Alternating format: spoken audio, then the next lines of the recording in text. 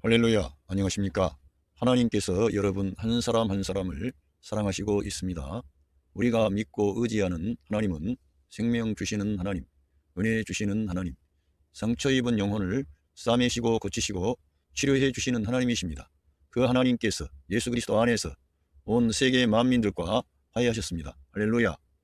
저는 오늘 창세기 에베소서 1장 4절로 10절 말씀, 창세 전에 그리스도 안에 선택과 예정, 이러한 제목으로 여러분들과 하나님의 말씀을 나누겠습니다. 이 선택과 예정이라고 하는 이러한 것은 상당히 어렵고 복잡합니다. 또 하나님의 어떤 그런 계획 가운데 이루어지는 일이기 때문에 이러한 것은 우리 사람의 입장에서 다루기 어려운 것입니다. 이미 창세 전에 하나님께서 그렇게 계획하신 것을 사람이 그거를 명확하게 알기는 심히 어렵습니다. 그러면 이러한 선택과 예정에 관한 그런 문제를 알기 위해서는 성경 저자인 사도 바울이 어떠한 생각으로 어떻게 하나님의 말씀이 임해서 이러한 선택과 예정에 대해서 말씀하고 있는 것인지 우리가 그 바울이라고 하는 하나님의 종에 대해서 이해를 해야 됩니다. 먼저 이 바울을 우리가 생각하면 사도 바울은 예수 그리스도의 은혜를 앞세우는 태도와 가치관을 가진 분입니다. 바울 사도의 모든 그 말씀 사역의 중심은 예수 그리스도의 은혜가 왕노릇하고 은혜가 모든 것의 주도권을 가지고 움직이는 것입니다. 그는 그의 그러한 태도나 가치관이 저절로 형성된 게 아니라 예수 그리스도의 은혜를 그는 깊이 경험한 그런 사람이었기 때문에 모든 그러한 그의 계시의 말씀의 중심에는 예수 그리스도의 은혜가 중심에 있고 앞에 있고 그 은혜로 인하여 하나님이 역사하는 것을 바울은 강조하는 사람이었습니다. 그래서 이 바울의 이러한 예수 그리스도의 은혜를 앞세우는 그러한 것을 이해할 때 이 성경에서 말씀하는 이 선택과 예정, 이러한 복잡하고 어려운 문제를 이해하기 쉽다는 겁니다. 예정과 선택의 어려운 문제를 논쟁으로 갈 것이 아니라 바울이 예수 그리스도의 은혜를 앞세우고 강조함을 이해하면 예수 그리스도 안에 예정과 선택을 다시 한번 깊이 생각할 수가 있습니다. 우리는 칼빈주의에서 하나님께서 영원 전에 어떤 사람은 생명으로 어떤 사람은 멸망으로 예정했다, 이러한 말을 들어왔습니다. 이런 것에 대한 반발을 가진 분들은 그것은 또 하나님께서 그런 어떤 알고 그런 하나님께 돌이킬 그러한 것들을 알고 예정을 했다, 또 이러한 말을 합니다. 그리고 칼빈의 그러한 그 이중 예정에 대해서 곱지 않게 생각하는 그러한 분들은 그것이 문제가 있다고 보는 것입니다. 저도 그러한 문제가 있다고 보는 사람 편에 있습니다. 그래서 저와 같은 사람도 이러한 어려운 문제를 어떻게 답변을 얻었느냐, 칼 바르트라고 하는 신학자가 그 칼빈의 이중 예정을 따라가지 않고 그는 그리스도를 말하기 시작한 겁니다. 그리스도를 모든 이러한 교리나 중요한 이슈가 되는 그런 곳에 그리스도를 앞장 세우는 겁니다. 그런데 바르트의 그러한 생각이 맞다는 것입니다. 왜냐하면 여기에 오늘 말씀에도 이제 읽으면서 나누겠습니다만 예정이라고 하는 것은, 선택이라고 하는 것은 예수 그리스도 안에서 이루어진 겁니다. 그리고 우리가 거기에 참여하게 되면 모든 그리스도 안에 있는 그 풍성한 은혜와 복이 우리의 것이 됩니다. 그러나 그리스도를 떠나서 그리스도를 배제하고 그리스도 없이 이렇게 하게 되면 아무것도 없는 거죠. 우리가 이러한 것을 내다봐야 됩니다. 그래서 우리들은 어떤 교리를 앞세우기 전에 바울이라고 하는 하나님의 사람의 태도가 뭐냐, 그리스도 중심이라 이겁니다. 바울에게 있어서는 예수 그리스도 그 주님이 자기의 생명입니다. 자기의 머리가 되셨습니다. 모든 것에 모든 것이 되십니다. 자기는 그리스도를 얻기를 원했고, 그리스도를 얻기를 원한다면 지금까지 그렇게 중요하게 여겨왔던 모든 것을 배설물로 여길 정도로 그리스도에 대한 그런 뜨거운 그런 마음이 바울에게는 있었습니다. 그러니까 이러한 바울의 이런 태도, 가치관, 바울이 살아온 생애, 이러한 모든 것이 그리스도 중심이라는 거예요. 그리스도를 앞장 세워. 특별히 바울은 다메섹에서 그 예수 그리스도를 믿는 하나님의 자녀들을 핍박하기 위해서 가는 도중에 그 주님이 찾아오셔서 이 바울의 마음을 강타하신 겁니다. 바울을 찾아오셔서 그의 마음을 어루만져 주시고 변화시켜 주시고 그의 어두운 눈을 밝혀주시고 모든 것이 자기로부터 시작된 게 아니고 주님이 찾아오신 후에 주님이 그 바울 안에 임만을 하셔서 그 놀라운 일을 이루신 겁니다. 그래서 바울의 이 신학, 어떤 바울의 그 어떤 가치관, 바울의 정신세계 안에는 예수 그리스도가 그의 전부가 되신 거예요. 자기는 내려가는 거예요. 그러니까 이 바울의 이러한 것들을 이해를 하면 예정과 선택에 대한 문제도 그리스도 안에서의 선택이고 예정이구나, 이걸 알면 우리는 그러한 것에 대해서 호기심을 갖고 그러한 비밀을 캐내려고 하는 게 아니라 바울처럼 사모하는 우리 예수님, 사랑하는 우리 예수님, 영광 중에 계신 우리 예수님, 그 주님을 추구하게 되는 것입니다. 바울은 그래서 그리스도를 추구한 사람이지, 그리스도를 추구하다가 그러한 하나님의 그 만세 전에의 선택과 예정을 알게 된 거죠. 그리스도를 추구하지 않았다면 그건 알 길이 없는 것이었습니다. 그래서 우리가 이거 한번 읽어보겠습니다. 예수 그리스도와 올바른 관계를 맺은 사람은 예정과 선택에 포함되지만 예수 그리스도와 올바른 관계를 갖지 못한 사람은 예정과 선택에 포함되지 않을 수도 있습니다. 그러니까 바울의 이러한 이 말씀에 따르면 우리 예수님과 올바른 관계를 맺은 사람은 예정된 자요, 선택된 자요, 하나님의 아들이요, 상속자요, 공동상속자요, 그리스도와 함께 왕노릇 할 수 있는 그런 은혜를 받은 자지만 그렇지 않는 예수님과 올바른 관계가 맺어지질 않았습니다. 그런데 자기가 예정을 말해, 선택을 말해, 이거는 허상에 불과하다는 것입니다. 그러니까 더 예수님을, 이러한 진리를 우리가 알기 위해서라도 우리 예수님께 더 가까이 나가고 우리 예수님과 함께하는 것이 무엇인가를 우리가 알고 그리스도를 자기 안에 내재화하고 그리스도가 자기 안에서 증가와 확장을 가져올 수 있도록 늘 그리스도를 추구하는 사람이 되어야 될 줄로 믿습니다. 그래서 그러므로 그 예수 그리스도와의 생명의 연합 안에 위치를 정하면, 그러니까 예수 그리스도와의 생명의 연합입니다. 그러니까 말이 아니라 실제적으로 그리스도가 우리의 생명이 되시고 우리의 머리가 되시고 우리의 영적인 남편이 되시고 우리는 그리스도께 의존되어 있는 거지요. 그리스도께 연합되어 있는 것입니다. 그리스도를 떠나서 어떻게 우리가 예정되고 선택되고 구원받고 새 생명 얻고 그러한 게 없고 예수 그리스도 안에서 이루어진 것을 하나님께서는 이렇게 바울을 통해서 계시한 겁니다. 그래서 이렇게 위치를 정하면 만세 전의 예정과 선택을 은혜의 선물로 받게 되는 것입니다. 그러니까 이 은혜, 그리스도, 이러한 것에 대한 초점을 맞춰야만이 성경 전체는 이렇게 계시의 말씀으로, 은혜의 말씀으로, 생명의 말씀으로 우리에게 전달이 되는 것입니다. 그리고 예수 그리스도와의 올바른 관계라고 하는 것은 자주 제가 말씀드리고 있습니다만 올바른 관계는 뭐냐? 생명의 관계입니다. 그리스도로부터 나온 것만 교회가 되는 것입니다. 그러니까 올바른 관계라고 하는 것은 예수 그리스도의 십자가에 나의 옛사람이 연합되어 있고 옛사람은 예수 그리스도의 십자가에 연합되어서 거기서 끝난 겁니다. 연합되어 있고 예수 그리스도의 부활에 거듭난 새 사람으로 연합되어 있는 것을 말씀하고, 이거는 존재 방식입니다. 상태를 말합니다. 우리는 이러한 상태로 우리 존재가 옛사람은 끝나고 그리스도의 부활 안에서 새 사람으로 새 생명으로 사는 우리의 신분, 존재 위치가 바뀌어진 거죠. 우리는 거듭난 하나님의 아들들이 된 것입니다. 이렇게 우리가 위치를 이렇게 정한다는 거예요. 그러한 방식으로. 그리고 그 믿는 자 안에 생명 주는 영이신 성령 하나님이 그 사람의 마음의 왕자에 앉아있는 상태를 말씀하는 것입니다. 이런 사람이 지금 올바른 관계를 맺고 있고 그 올바른 관계를 주님과 유지하면서 이 땅을 살아가는 거예요. 가정생활, 직장생활, 교회생활, 또 학교생활, 여러분의 모든 삶이 예수 그리스도와의 연합 안에서 진행되어 나가는 거예요. 날마다. 그러니까 영의 사람, 말씀의 사람, 은혜가 왕노릇하는 사람, 이러한 사람들이 예수 그리스도와 올바른 관계를 맺고 그리고 그 사람에게 그 예정과 선택이라고 하는 이러한 축복이 더 감사함으로 그 은혜로 나타나게 되는 거죠. 지식으로 가서 그걸 따져요? 어떻게 따지고 우리가 알 수가 있어요? 알 길이 없는 거지요. 그리고 성경은 그렇게 어려운 문제를 우리에게 다 밝힌 게 아닙니다. 그런데 성경에서 추론을 해가지고 추론을 하면 안 되고요. 늘 그리스도 중심해야 되는 겁니다. 칼 바르트라고 하는 신학자의 위대함은 그의 신학이 이 세계 역사의 어떠한 신학자보다 예수 그리스도를 모든 중심에 두었다는 거예요. 그래서 그의 신학은 그리스도 중심의 신학이라고 합니다. 모든 것을 그리스도 중심에 두었기 때문에 심지어는 성경도 그리스도 중심으로 봐야 되는 거예요.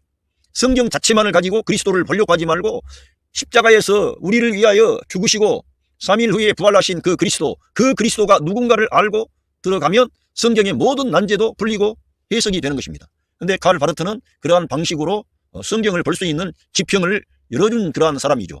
단순히 성경을 해석하는 그러한 정도가 아니고 그는 이 기독교 신학 체계에 아주 가장 중요한 것들을 제시한 거예요. 그래서 자유주의 신학자들의 모든 논리와 사상을 일거에 깨뜨려 버린 것이죠. 그만큼 그리스도 중심의 신학은 중요한데 바로 그러한 방식으로 성경을 읽어야만 하나님의 생명의 말씀, 은혜의 말씀, 진리의 말씀이 우리 사람들에게 전달이 된다는 것입니다. 예. 이렇게 말씀을 드렸고, 자, 성경에서는 우리 예수님께서 이러한 말씀하셨습니다. 너희가 요한복음 15장 16절에 너희가 나를 택한 것이 아니요 내가 너희를 택하여 세웠나니 이는 너희로 가서 열매를 맺게 하고 또 너희 열매가 항상 있게 하여 내 이름으로 아버지께 무엇을 구하든지 다 받게 하려 함이라. 그러니까 선택의 문제는 우리가 주님을 선택하지 아니했음을 알 수 있습니다. 주님이 저와 여러분을 선택하셨습니다. 저와 여러분을 불러주셨습니다. 왜 이렇게 이 세상에 많은 사람이 있는데 왜 그 많은 사람들 중에 탁월한 사람도 있고 대단한 사람도 있고 유능한 사람, 아름답고 멋지고 정말 대단한 사람 많아요. 그런데 이 세상에서 못나고 가난하고 보잘것없고 초라한 인생인데 주님이 그 사람을 찾아와 주시고 만나 주셔가지고 은혜를 받은 거예요. 이거 알 길이 없는 겁니다. 알 길이 없는 신비로운 거지요. 하나님의 역사는 인간의 이성의 영역을 넘어서는 것인데 하나님은 이렇게 이 사람에 대해서 은혜를 베푸시는 거예요. 은혜를. 하나님께서 세상에 잘난 사람, 똑똑한 사람, 위대한 사람 그런 사람들만 데리고 하나님이 역사를 했으면은 세상과 똑같은데 하나님의 방식은 다르다 이거지. 세상에 천한 것들, 약한 것들, 못난 것들, 낮은 사람들 이런 사람들을 일으켜가지고 강한 자, 잘난 자, 많이 소유한 자 이런 사람을 부끄럽게 하시는 거예요. 예? 그러니까 하나님의 역사는 우리가 알 길이 없는 거예요. 하나님의 주권적인 역사라는 겁니다. 그런데 우리 주님께서 이런 주권적인 역사에 대해서 명쾌하게 밝혀주신 겁니다. 예. 예, 이거 말씀 다시 한번 바울을 이해를 해야만이 이러한 선택과 예정, 이러한 걸 우리가 알 수 있습니다. 로마서 5장 21절에 이는 죄가 사망 안에서 왕노릇한 것 같이 은혜도 또한 의로 말미암아 왕노릇하여 우리 주 예수 그리스도로 말미암아 영생에 이르게 하려 함이라. 그러니까 죄가 사망 안에서 왕노릇한 것처럼 은혜가 생명 안에서 의로 말미암아 왕노릇하는 거예요. 은혜가 왕노릇하는, 그래서 영원한 그러한 생명이 우리에게 주어지는 것입니다. 그러니까 사도 바울은 늘 은혜가 우리의 삶의 모든 영역을 지배하고 다스리고 모든 근원이 예수 그리스도의 은혜입니다. 우리가 그러니까 어떤 일을 하든지 은혜 아래서 우리가 행하는 거예요. 주님의 은혜 아래서 행할 때 성령 하나님의 능력과 권능이 나타납니다. 그런데 바울은 바로 이러한 태도를 가지고 실제로 살았고 그러니까 이러한 계시의 말씀을 기록으로 남긴 거죠. 은혜가 왕노릇하는 거죠. 그러니까 이러한 것을 알아야 만세 전에 그리스도 예수 우리 주님 안에서 우리가 예정되고 선택된 것에 대한 눈이 떠지는 것이죠. 그리스도가 중요한 거예요. 그러니까 예수 그리스도. 바울은 이 유명한 말씀 고린도 전서 15장 10절 그러나 내가 나 된 것은 하나님의 은혜로 된 것이니, 바울이 이렇게 위대한 그리스도의 사도가 되고 하나님의 영광을 위해서 귀하게 쓰임받은 것은, 자기가 그렇게 된 것은 하나님의 은혜로 되었다는 거예요. 자기가 뭘 노력해서 자기가 힘썼어요. 고생 많이 했습니다. 매도 많이 맞았습니다. 그러나 그는 그러한 것은 다 현실이고 그 모든 근원, 원동력, 그 힘 주신 분, 소스 근원은 하나님의 은혜라고 하는 것입니다. 예수 그리스도의 은혜죠. 내게 주신 그의 은혜가 헛되지 아니하여, 그는 그러니까 은혜를 헛되이 받지 않는 거예요. 너무 그 은혜를 너무 귀하게 알게 된 거예요. 우리도 마찬가지예요. 우리도 모든 믿는 자들은 바울에게 주신 그 은혜를 다 받은 거예요. 다 하나님의 은혜를 받은 거예요. 하나님의 사랑을 받은 거예요. 그런데 바울은 그 은혜가 헛되지 않게 한 거예요. 어떻게 해요? 날마다 그리스도를 중심하는 거예요. 그리스도를 바라보는 거예요. 그리스도를 사모하는 거예요. 자기 안에 임마누엘 하신 성령님을 통해 사역하는 것은 다른 걸 사역하는 게 아니에요. 늘 그리스도를 사역하는 겁니다. 자기 자신 안에서부터 그리스도가 증가되고 확장되고 충만하고, 정말 내게 사는 것은 그리스도니 라고 말을 하는 것입니다. 말이 아닙니다. 실제로 그렇게 살았습니다. 그래서 그의 그런 메시지에는 그 그리스도의 그 사랑, 그 은혜를 너무나 소중하게 여기는 거예요. 저도 말은 이렇게 하지만 우리 예수 그리스도 우리 주님의 은혜를 그렇게 귀하게 대하지 못할 때가 많습니다. 회개해야 됩니다. 그런데 바울은 그 그리스도의 은혜를 헛되이 받지 않는 거예요. 그래서 너희들은 그 은혜를 헛되이 받지 말라 이러한 경책을 주셨지 않습니까? 그런데 바울은 그 은혜를 귀하게 받아들이는 거예요. 귀하게. 그래서 본 헤프라고 하는 그 신학자, 독일에 순교하신 신학자가 값싼 은혜를 말한 겁니다. 값싼 은혜, 값진 은혜를 말했는데, 그것은 이 그리스도의 은혜는 다 받았는데 대다수의 많은 그리스도인들이 값싼 은혜처럼 그렇게 대한다는 거예요. 너무나 고귀한 이 놀라운 그리스도의 은혜를 바울처럼 받아야 되는데 바울처럼 받지 않고 그냥 좀 받는 게, 그렇게 하면 안 된다는 거지요. 근데 바울은 그리스도의 은혜가 헛되지 아니하여 내가 모든 사도보다 더 많이 수고했어요. 더 많이 고생했습니다. 더 많은 모든 수고를 아끼지 않았습니다. 다른 사람들은 자기 부인 데리고 다니고 그렇게 복음 전했어요. 그리고 유대인들에게 칭찬받았습니다. 환영받았습니다. 바울은 유대인들에게는 유대인들에게 미움받고 이방인들에게는 이방인에게 미움받고 결혼도 하지 않고 정처가 없고 굶주리기도 너무 많이 하고 매는 말로 다 할 수 없을 만큼 맞았고요. 40에 감한 매를 5번 맞았으니 여러분 40에 감한 매는 알다시피 40대를 때리면 죽는다고 생각하고 39대를 때린 거랍니다. 그거를 5번씩 맞았습니다. 어떻게 되겠습니까? 돌로 맞았습니다. 그런데 돌로 맞아가지고 죽은 것처럼 그렇게 됐기 때문에 그 사람들이 내버리고 간 거예요. 죽은 줄 알고. 얼마나 돌로 피투성이가 되지 않았겠어요?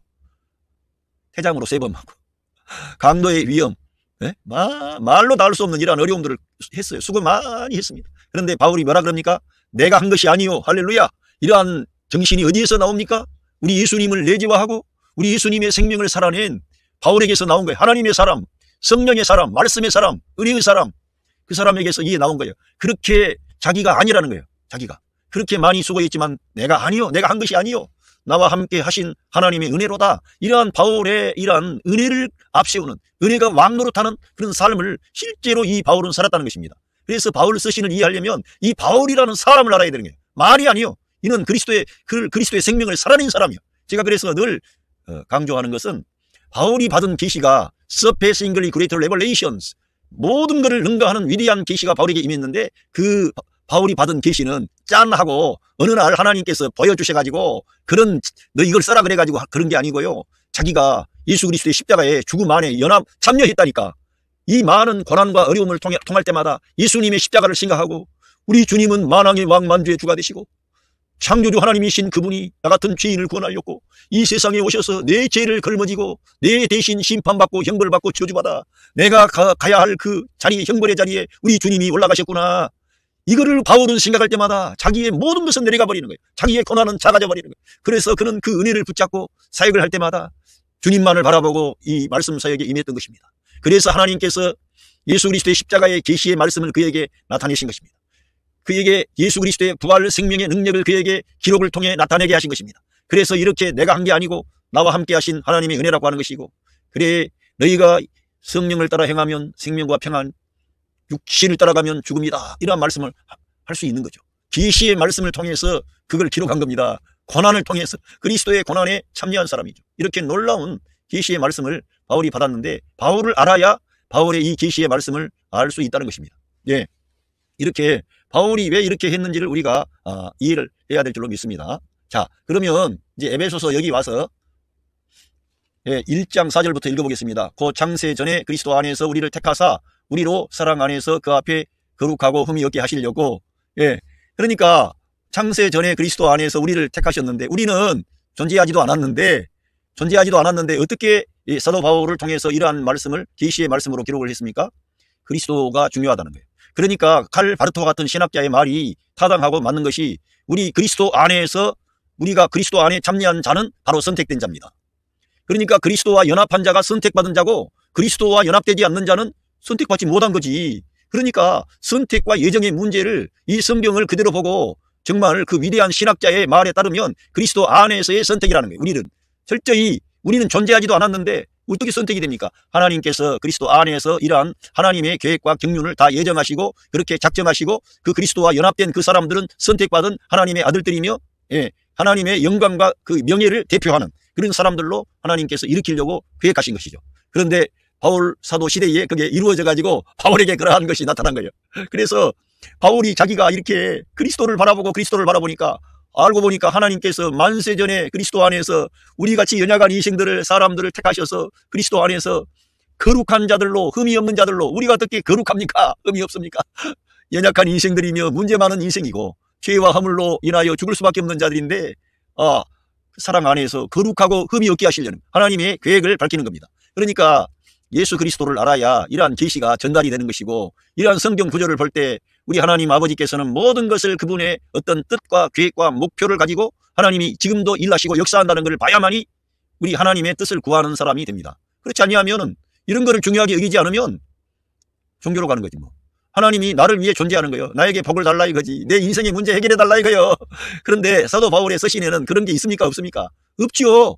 그리스도가 우리 안에 증가되고 확장되고 그리스도의 생명이 우리 안에 나타날 때 이 세상에 빛이 가득하고 생명이 가득하고 은혜와 축복이 주어지는 것 아닙니까? 그래서 바울은 개인적인, 인간적인 그런 것들을 추구한 사람이 아니고 그리스도를 추구했기 때문에 그리스도 안에서 우리가 거룩하고 흠이 없는 하나님의 아들들로 하나님께서 예정했다는 것입니다. 작정했다는 것입니다.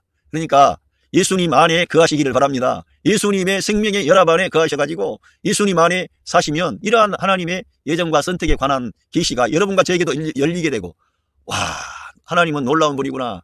하나님께서는 우리 예수님 안에서 이러한 계획을 가졌는데 내가 여기에 포함되다니, 할렐루야. 모든 일을 감수할 수 있는 거예요. 오늘 저와 여러분이 가난하거나 병들었거나 뭐 어떤 집안에 문제가 있거나 간에 이러한 말씀을 보면은, 와, 나를 이러한 어려움과 고난 가운데서 나를 바꾸시려고 하는구나. 나를 새롭게 하시기 위하여 이러한 문제가 발생했네. 이러면서 쉬워지는 거예요. 예.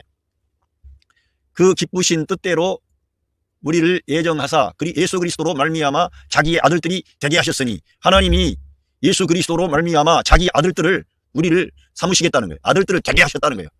그것도 기쁘신 뜻대로 우리를 예정하신 거예요. 그러니까 우리 사람이 참 중요한데, 이 사람이 그리스도와 연합하면은 그 사람은 정말 복된 사람이고 하나님의 아들이 되고 하나님의 상속자가 되고 하나님의 영광과 명예를 대표하는 존귀한 자가 됩니다. 그런데 예수 그리스도와 관계하지 아니하면 우리가 어떻게 하나님의 아들이 됩니까? 죄인들인데, 피조물에 불과한데 어떻게 우리가 하나님의 아들이 되겠습니까? 그러니까 예수 그리스도와의 올바른 관계라고 하는 것이 어마어마하게 중요하다는 거예요. 그래야만이 하나님의 모든 약속이 예수 그리스도 안에서 예스가 되는 것입니다.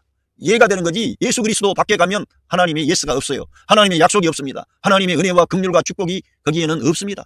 예, 그래서 우리들은 이 예수 그리스도로 말미암아 예수 그리스도 안에서 모든 것이 되어진다는 것을 내다봐야 됩니다. 그래서 바울 서신의 중요한 강조점은 그리스도 안에서, 그리스도와 함께, 그리스도를 통하여, 그리스도를 위하여, 그리스도에 의하여, 할렐루야, 이렇게 되는 거예요.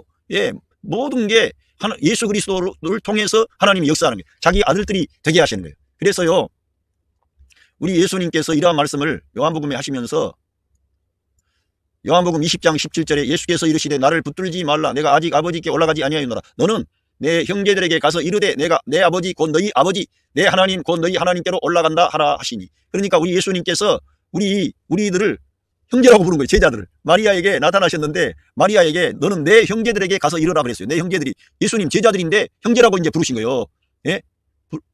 주님께서 부활하시기 전에는 형제라고 부른 적이 없는 것 같아요. 그런데 부활하시자마자 제자들을 형제라고 부르신 거예요. 진짜. 예. 그런 것처럼 저와 여러분에게도 그 말도 안 되는 것 같지만은 저와 여러분에게도 형제라고 부른 거예요. 예. 하나님의 아들이 되었으니까 저와 여러분이 예수 그리스도로 말미암아 놀라운 겁니다. 진짜 저와 여러분이 이러한 은혜와 복을 받았다는 것을 내다보시고 하늘에 속한 모든 영적인 복을 다 주시려고 우리를 불러내시고 선택하셨는데, 우리가 이러한 하나님의 뜻과 계획을 보면 우리 삶에 어떠한 환난과 시험이 와도 좌절할 수가 없는 거지. 우리는 더욱더 이 풍랑 인하여 더 빨리 갑니다. 예. 히브리서 2장 11절부터 보면은 이러한 말씀이 있습니다. 거룩하게 하시는 이와 거룩하게 함을 입은 자들이 다 한 근원에서 난지라. 그러니까 거룩하게 하시는 분은 누구예요? 하나님이시죠. 거룩하게 하시는 분이 하나님이시지 우리가 거룩하게 하는 존재입니까? 하나님이 거룩하신 분이고 그분이 거룩하게 하시는 분이에요. 그런데 그 거룩하게 하시는 이와 거룩하게 함을 입은 자들이 다 한 근원에서 난지라. 그러므로 형제라 부르시기를 부끄러워하지 아니하시고. 예수 그리스도는 하나님의 형상이라는 말씀이 있습니다. 우리 하나님은 예수 그리스도가 하나님의 본체의 형상이시라는 거예요. 예? 그만큼 그리스도는 하나님이세요. 하나님의 형상을 가지신 그 하나님이 사람이 되신 거예요. 그런데 그 하나님이 거룩하게 함을 입은 자들을 다 한 근원에서 나은지라. 그러므로 형제라고 부르기를 부끄러워하지 아니하신다는 거예요. 우리 주님이 사실은 창조주 하나님인데, 생명의 하나님인데 그분이 사람이 되셔가지고 찾아오시더니 이 죄인들, 이 무지몽매한 인간들, 주님을 사랑한다고 말은 하지만 다 도망가 버렸어요. 다 자기 살 길 찾아서 다 도망갔어요. 그런데 그 사람들 찾아오셔가지고 그 사람들에게 형제라고 부르시는 거예요. 형제라고, 내 형제들에게 가라. 얼마나 놀랍습니까? 얼마나 존귀하신 우리 주님이십니까? 사랑과 은혜와 빛이 가득한 우리 주님. 그 주님이, 예? 우리 같은 연약한 인간을 형제라고 부르기를 부끄러워하지 않으신다, 이게. 왜 그렇게 하십니까? 저와 여러분 안에 임마누엘 하셔서 저와 여러분을 주님이 변화시켜서 하나님 아버지의 뜻에 합당한 사람으로 일으키시겠다는 거예요. 그래서 우리 주님은 우리같이 연약한 인생을 형제라고 부르기를 부끄러워하지 아니하신다는 거예요. 그러므로 이르시되 내가 주의 이름을 내 형제들에게 선포하고 내가 주를 교회 중에서 찬송하리라 하셨으며, 예, 또 다시 내가 그를 의지하리라 하시고 또 다시 볼지어다 나와 및 하나님께서 내게 주신 자녀라 하셨으니 자녀들은 혈과 육에 속하였으며 그도 또한 혈과 육을 함께 지니심은 죽음을 통하여 죽음의 세력을 잡은 자 곧 마귀를 멸하시며. 그러니까 사람의 문제는 이 죽음의 문제였는데 하나님이 사람이 되셔서 이 죽음 안으로 들어가신 거예요. 그래서 죽음의 세력, 사망의 권세에 잡은 자 마귀를 거기에서 멸하신 거예요. 그의 권세의 무장을 해제해버린 거예요. 그리고 우리가 요한계시록에 가면 우리 주님이 내가 사망과 음부의 열쇠를 가졌다는 말씀을 하셨습니다. 아마 마귀가 이 사망의 권세를 가진 것으로 여겨집니다. 그런데 이 사망의 이 죽음의 세력을 잡은 자 마귀를 멸하신 거예요. 예, 죽음을 깨뜨려버린 거지. 주님이 부활하심으로. 할렐루야. 이렇게 우리 주님이 혈과 육에 속하셨다는 것이 너무 놀라운 거예요. 바울은 이러한 비밀을 하나님의 계시의 말씀을 통해서 그가 알게 된 거예요. 그리스도의 고난에 참여함으로 알게 된 거예요. 예, 또 죽기를 무서워함으로 한평생 미어 종로로 타는 모든 자들을 놓아주려 하심이니, 예, 확실히 전사들을 붙들어 주려 하심이 아니요 오직 아브라함의 자손을 붙들어 주려 하심이라. 아브라함의 자손은 이스라엘 민족만이 아니라 아브라함의 믿음의 계보를 따르는, 예, 모든 사람이 아브라함의 자손이 되는 거예요. 그러니까 아브라함은 모든 만민의 곧 그 하나님의 아들 예수 그리스도를 믿는 그 믿음의 사람들은 다 아브라함의 자손이 되는 거예요. 너무나 큰 은혜와 복을 하나님이 예비하시고 이방인 된 저희들, 약속이 없고 구원이 없고 그랬던 저희들에게 이 귀한 은혜와 복을 주셨습니다. 할렐루야. 예, 그러므로 그가 범사의 형제들과 같이 되심이 마땅하도다. 이는 하나님의 일에 자비하고 신실한 대제사장이 되어 백성의 죄를 속량하려 하심이라. 그래서 대제사장은 사람이었지 않습니까? 그와 같이 우리 주님은 그 모든 구원의 역사를, 예, 구속의 역사를 이루시고 하늘에 있는 지성소에 들어가셔서 대제사장이 되신 겁니다. 그래서 온 세계 만민의 죄를 대속하시고, 예, 우리를 위해 중보하시는 거죠. 할렐루야. 이처럼 우리 주님이 우리를 형제라고 부르셨다는 거예요. 거룩하게 하시는 분과 거룩하게 함을 입은 자들이 한 근원에서 나왔기 때문에 우리같이 연약한 인생들을 그렇게 비하하지 않고 형제라고 불러주시는 거예요. 얼마나 감사합니까? 여러분, 저 말씀을 통해 정말 이러한 진리들을 받아들이시기를 바랍니다. 진리의 말씀. 에베소서 1장 6절을 와서 이는 그의 사랑하시는 자 안에서 우리에게 거저 주시는 바 그의 은혜의 영광을 찬송하게 하려는 것이라. 그러니까 그 예정에 대해서 말했지만 결국은 그 하나님의 아들 예수 그리스도 안에서 우리에게 거저 주시는 거예요. 조건 없이 주시는 거예요. 선물로 주시는 거예요. 그 에베소서 2장에 가면은 이거는 하나님의 구원은 선물이라고 나와 있습니다. 행위에서 나은 것이 아니에요. 하나님의 선물입니다. 하나님의 은혜입니다. 이거를 강조하고 그래서 그의 은혜의 영광을 찬송하게 하려는 거예요. 우리가 전혀, 물론 처음부터 이게 중요합니다. 하나님께서 저희들을 디자인할 때도 하나님의 아들 예수 그리스도가 원형이 되시고 우리를 창조하신 거예요. 그러니까 우리 예수님이 없이는 된 것이 없는 거죠. 우리의 중심은 그리스도예요. 그래서 그리스도를 보시고 우리들을 창조하셨어요. 그래가지고 처음부터 하나님은 저와 여러분을 하나님의 아들을 삼으려고 그런 거예요. 그래서 우리 안에 하나님의 생명을 주셔가지고 하나님의 아들들로 처음부터 일으키려고 그랬는데 사람이 하나님 그 생명나무로 가지 않고 생명나무 대신 그 생명나무로 가야 되는데 안 갔거든요. 그리고는 선과 악의 지식의 나무로 간 거예요. 그래서 그 역사가 아무튼 지연된 거예요. 그러나 주님이 이 땅에 오셔서 생명의 길을 활짝 여시고 바로 이제 우리에게 생명나무 대신 생명 대신 그 그리스도가 우리 안에 그의 영으로 와 계시는 거예요. 그래서 우리 주님의 말씀이 내 말이요 영이요 생명이라고 그랬습니다. 우리 예수님을 내가 믿고 영접한 사람에게는 성령님이 계시고 생명이 있는 거예요. 하나님의 생명이 들어온 거예요. 하나님의 아들이 된 겁니다. 진짜 하나님의 아들의 생명이 우리에게 주어졌기 때문에 하나님의 아들이 된 거지 그냥 우리가 그냥 하나님의 아들이 된 게 아니에요. 우리 안에 하나님의 아들의 생명이 들어온 거예요. 중요한 것은 내가 그리스도의 은혜를 우리가 앞세우고 그 사랑을 내가 믿음으로 받아들이면 그 생명이 자라게 되는 거예요. 그래서 바울처럼 우리 예수님을 대표하는 사람으로 하나님이 일으키시는 겁니다. 저와 여러분이 오늘 부족하지만 이러한 태도를 가지고 이러한 말씀을 늘 가까이 하고 읽고 정말 거저주시는 그 하나님의 그 사랑과 은혜를 찬송케 하려는 것이구나. 주님께 영광 돌리는 삶을 살고 그렇게 할 때 어떻게 됩니까? 여러분 주변에 있는 여러분의 가족들이 살아나는 겁니다. 여러분의 형제와 친척과 부모가 살아나는 겁니다. 이 하나님의 사랑과 은혜는 너무나 크고 놀랍기 때문에 정말 이 은혜를 우리가 찬양하고 감사하고 기뻐하게 되면 어둠이 떠나가고 가난이 그거 어떻게 할 수가 없어요. 질병도 떠나가게 되는 거예요. 질병도. 예? 우리가 이러한 무슨 은사운동하고 이런 게 아니라 정말 우리가 주님의 그 사랑과 은혜를 높이고 찬양하면 어둠이 떠나간다니까. 흑암의 권세가 떠나간다니까. 질병도 가게 되는 거예요. 하나님께서 특별하게 사도 바울은 이 계시의 말씀을 주셨기 때문에 그러한 방식으로 고난을 허락하신 겁니다. 그러나 우리가 진짜 이 진리의 말씀을 아멘하고 받아들이면 우리 삶의 모든 어둠이 따라간다는 거예요. 실제적으로 하나님이 역사하시니까. 할렐루야. 그건 기복신앙이 아니고요, 우리 예수님을 추구하고 예수님을 중심에 두었는데 주님의 생명이 흘러나와서 그 하나님의 생명의 역사가 여러분의 삶의 모든 영역에 흘러가서 그렇게 축복이 넘치는 삶이 되는 거예요. 그건 기복신앙이 아니에요. 이 하나님의 은혜가 그렇게 왕노릇해서 흘러넘치는 거예요. 그게. 할렐루야. 그러니까 우리는 그 하나님의 은혜를 찬양하고 감사하고 믿음으로 나가야지. 이 은혜를 받았으면서도 은혜가 뭔지도 모르고 살면 어떻게 되겠습니까? 예수 그리스도만 생각하면은 우리 눈이 젖어 있어야 돼. 그 주님을 생각하면. 그런데 내가 어려움을 당하지 않으면은 그 주님의 고난이 떠오르질 않아. 그러니까 어떤 때는 하나님께서 우리 믿는 하나님 자녀들에게 예수 그리스도의 고난, 그 은혜를 네가 좀 생각 좀 해라, 이 사람아. 예? 이 조금 어려움 가지고 그 엄살 떨지 마, 이 사람아. 우리 주님을 바라봐. 그렇게 하시려고 어떤 때는 조금 어려움도 허용하실 수도 있어요. 예, 왜? 모르니까.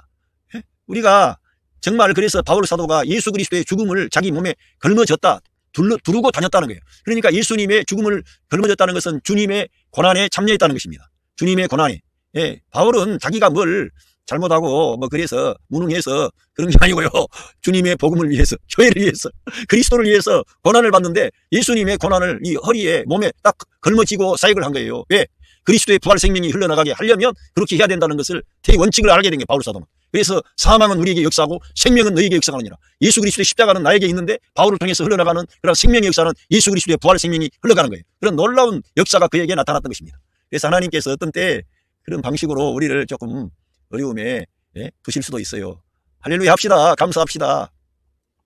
그래서 우리는 에베소서 1장 7절, 우리는 그리스도 안에서 그의 은혜의 풍성함을 따라 할렐루야 그의 피로 말미암아 속량 곧 죄사함을 받았느니라.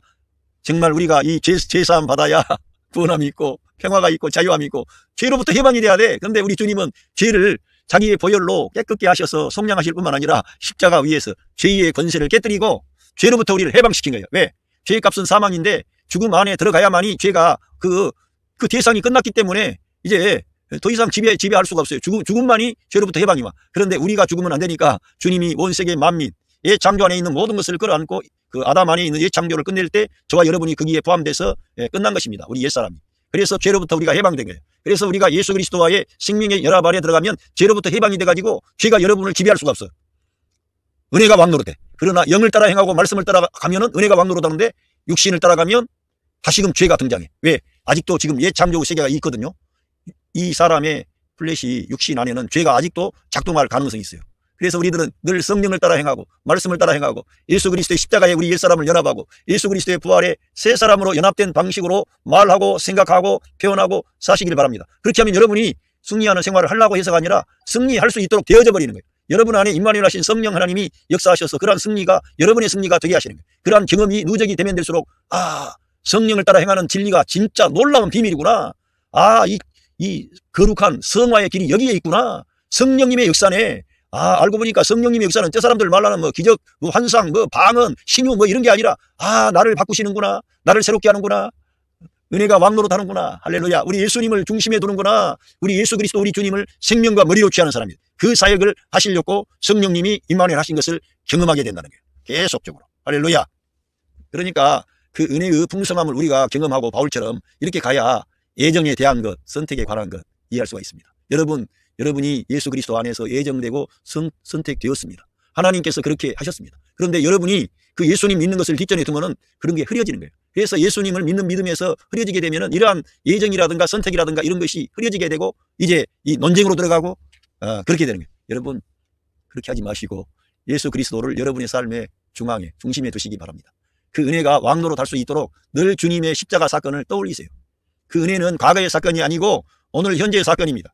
예, 그 은혜가 왕노릇해야 되니까 그 십자가의 은혜, 나를 위해서 그 십자가 위에서 내 대신 심판받고 형벌받고 저주를 받아서 하나님의 그 준엄한 심판을 다 받으셨어요.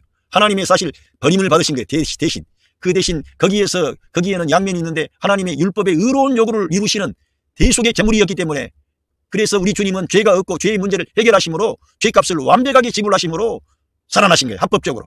그리고 마귀의 권세를, 사망의 권세 잡은 자를 멸하시고 그 죽음 안에 가셔서 직면하신 거예요. 사망의 권세 잡을 사실은 그 안에 들어가신 것은 그 사망의 권세 잡은 자 그 안에서 깨뜨려야 돼. 그 안에서 깨뜨려버리고 그 권세를 깨뜨려버리고 3일 후에 부활하신 거예요. 불멸의 생명, 하나님의 생명, 신성한 생명, 부활의 생명, 새 창조를 가져온 그 하나님의 위대한 그 영광스러운 생명을 나타낸 거예요. 그 생명이 우리에게 주어진 겁니다. 얼마나 놀랍습니까? 이렇게 우리들은 예수 그리스도의 이 십자가의 구속의 은혜를 과거의 사건이 아니라 현재의 사건으로, 오늘의 사건으로 적용하시라 이겁니다. 그런데 우리가 어려움 안 당하면 십자가의 은혜가 안 떠올라. 그러니까 어떤 때는 하나님이 그걸 허용하신다는 거예요. 이는 그가 모든 지혜와 총명으로 우리에게 넘치게 하사, 할렐루야, 그 뜻의 비밀을 우리에게 알리신 것이요 그의 기뻐하심을 따라 그리스도 안에서 때가 찬 경륜을 위하여 예정하신 것이니 이 비밀을 우리에게 알리셨다는 거예요. 그리스도 안에서 비밀이 그리스도의 몸에 지체가 된다는 것입니다. 아니, 우리가 어떻게 하나님의 아들들이 되고 하나님의 아들, 창조주 하나님이신 그분이 사람 되어주신 것만도 고마워, 우리를 구원해 주신 것만도 고마운데 우리를 형제라고 부르기를 부끄러워하냐 하시는 거예요. 우리가 제냐간 인생들 얼마나 놀랍습니까? 여러분, 그때 한번 제자들 생각해 보세요. 제자들요, 다 마음은 원이었지만은 육신이 약해서 그 현장을 떠나버리고, 심지어는 수제자였던 베드로는 주님을 은극결에 3번이나 부인한 사람이요. 그런 사람들을 찾아오셔가지고 그 사람들에게 네 형제에게 가서 이 말을 해라고 주님 말씀하신 거예요. 그리고 이 구약 성경 말씀에 이미 예언되어져 있었습니다. 그런데 우리 주님이 직접 그 예언의 말씀을 이루셨고 그 말을 지금 직접 하시는 거예요.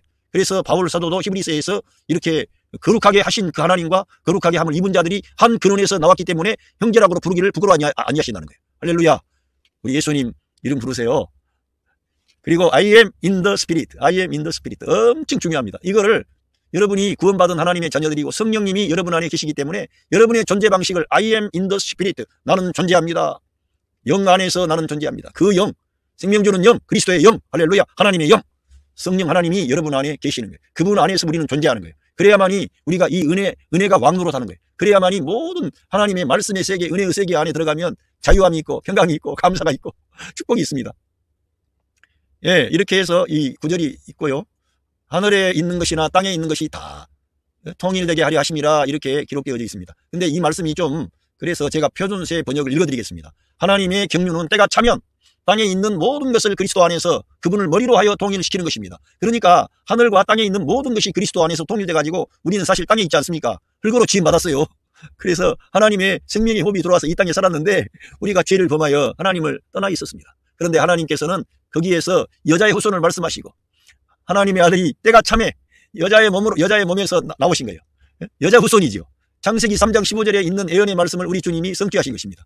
그리고는 하늘과 땅이 만나는 거예요. 우리 예수님 안에서 만나는 거예요. 하나님과 우리 사람이 만나는 거예요. 그리고 하나님의 생명을 우리에게 주셔가지고 우리가 하나님의 아들들이 되는 겁니다. 이러한 것은 우리 은혜의 선물로 주어지는 거예요. 우리가 뭘 따낼 수 있는 게 아니에요. 그래서 우리 기독교의 참 진리는 생명의 역사다, 은혜의 역사다, 하나님의 역사다, 이렇게 우리는 인간의 행위로 들어가지를 않아요. 들어갈 수가 없어요. 하나님이 다 해주신 거예요. 선물로 우리에게 주시는 거예요. 그래서 하나님의 경륜이 때가 차면은 하늘과 땅에 있는 모든 것을 그리스도 안에서 통일되게 하시려는 거예요. 그분을 머리로 해서 그분 안에서 하나가 되는 거예요. 그러니까 교회도 이러한 방식으로 역사해야 됩니다. 교회 사역도. 그래서 예수 그리스도를 중심으로 해서 하나님과 사람이 만나고 하나님의 것이 사람 안에 들어오고 사람은 하나님께만 영광 돌리는 거예요. 그래서 바울처럼 나의 나 된 것은 하나님의 은혜로 된 것입니다. 할렐루야. 오늘 이 창세 전에 그리스도 안에서 예정과 선택에 관한 제목으로 말씀을 전해드렸습니다. 예정과 선택은 논쟁이 있고 많은 어떤 어려운 문제가 있습니다. 왜냐하면은 우리 사람이 존재하기도 전에 우리 하나님께서 예수 그리스도 안에서 우리를 선택해서 하나님의 그 아들들을 우리를 삼으시고 흠과 티가 없는, 거룩하고 흠이 없는 그런 하나님의 아들들을 하나님이 작정하고 계획하고 예정했다는 것입니다. 그런데 이러한 것을 우리가 이해하기 위해서는 정말 예수 그리스도를 중심으로 하고 은혜를 앞장 세울 때 이러한 것들이 이해가 되고 해석이 된다는 것입니다. 그러니까 예수님과 올바른 관계를 맺는 그러한 것이 예정이요 선택입니다. 예수 그리스도를 내가 잘 믿어야 돼. 그러니까 늘 우리 주님을 의지하고 믿음으로 사시기를 바랍니다. 그러니까 우리 믿는 하나님의 자녀들은 믿음의 분량에 있어서 됐다고 할 수 있는 사람은 아무도 없는 거지요. 계속 우리 주님을 죽어야 되고 주님을 의지해야 되니까. 우리들은 형편이 좀 나아지면은 하나님을 의지하지 않고 말씀을 뒷전에 두고 내 생각, 내 관점, 내 가치관, 내 태도가 나올 수 있어요. 그런데 환난과 시험과 어려움이 오면은 주님을 의지하게 되는 거예요. 그것은 이스라엘 민족의 역사가 우리에게 말해주는 것입니다. 사사기 봐보세요. 하나님의 은혜가 오고 평강이 오고 축복이 오면 그냥 어느 순간 또다시 느슨해져 가지고 하나님을 떠나고 우상 숭배하고 말씀을 떠나고 이렇게 하다가 또 하나님이 그들을 징계하시면 어려움 당하면 하나님 잘못했습니다. 우리를 긍휼히 여겨주세요 해가지고 또 하나님께 나가. 그러다가 또 반복해. 이렇게 반복. 우리 인간의 모습을 말하는 거예요. 그런데 그렇게 우리 인간은 연약하다는 거예요. 그런데 우리 주님이 오셔서 다 이루어 주시고 그 모든 구원의 역사를 다 이루시고 우리 믿는 자 안에 생명 주는 영으로 오셔서 우리 안에서 역사하신다는 겁니다. 그러니까 하나님의 아들 예수 그리스도를 믿는 것이 하나님의 일인 것입니다. 하나님의 아들을 믿어야 하나님의 일이 되고 하나님의 뜻이 이루어지고 하나님의 역사가 이루어지는 것입니다. 왜? 그렇게 해야만이 하나님의 말씀이 여러분의 가정의 삶의 현장에서 이루어지기 때문에 이 하나님과 땅에 있는 이 사람이 만나고 하나님의 그 신성하고 놀라운 거룩하고 흠이 없는 완전한 그런 하나님의 것들이 우리 사람을 통해 나타나게 되는 거예요. 그런데 그 모든 중심에 누가 계세요? 우리 예수 그리스도 우리 주님이 계시는 거예요. 그런데 이 사역을 누가 이렇게 제대로 감당을 했어요? 사도 바울이 했다는 거예요. 그러니까 사도 바울이 이러한 중요한 사역을 감당을 했기 때문에 우리들은 이 바울 사도의 사역으로 들어가야 되고 그렇기 위해서는 이 바울 서신을 집중적으로 읽어야 되고 할렐루야. 그렇게 할 때 여러분과 저에게 승리하는 삶이 나타나게 되는 것입니다. 능력이 아니라 여러분 안에 계신 임마누엘 하신 성령님의 역사입니다. 할렐루야. 여러분 가정의 삶의 현장에 하나님의 그 크신 사랑과 은혜와 축복하심이 함께 하시고 있습니다. 감사합니다.